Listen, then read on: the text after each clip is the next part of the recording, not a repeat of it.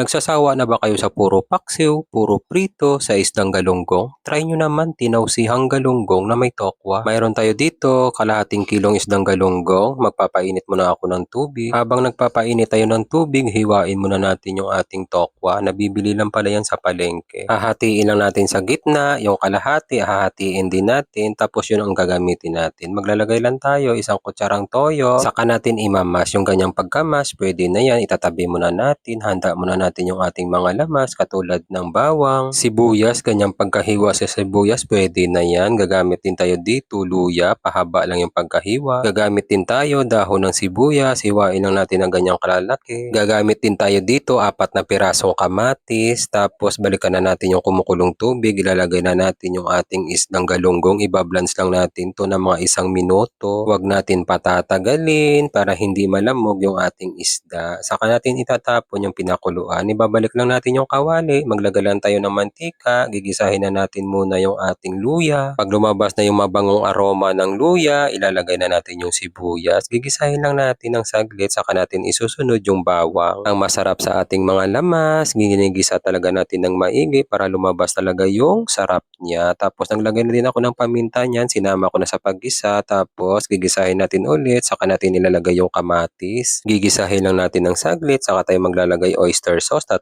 kutsara, toyo, 2 kutsara. Gigisahin muna natin yung ating kamatis sa ating pangpalasa, saka natin tatakpan para mabilis lumabas yung pinakasabaw ng kamatis. Kapag lumabas na yung pinakasabaw ng kamatis, ilalagay na natin yung namash na tokwa. Gigisahin lang natin ulit para lahat ng mga pampalasa kumapit na agad sa tokwa. Nagdagdag pala ako dyan ng pampalasa, asukal, pampabalance, tapos nilagay ko na yung black beans. Yung iba naman, katulad ng mga batang 90s, tinatawag nilang tausi. Tapos naglagay pala ako dyan 1 tasang tubig, pinakuluan ko lang ng saglit, saka natin ilalagay yung nablance nating isda. Saka naglagay din ako 3 pirasong sili. Saka natin ayusin yung ating isda para ma-absorb talaga ng isda yung ating mga pampalasa. Saka tayo maglalagay 3 kutsarang suka. Tapos ilalagay na natin yung dahon ng sibuyas.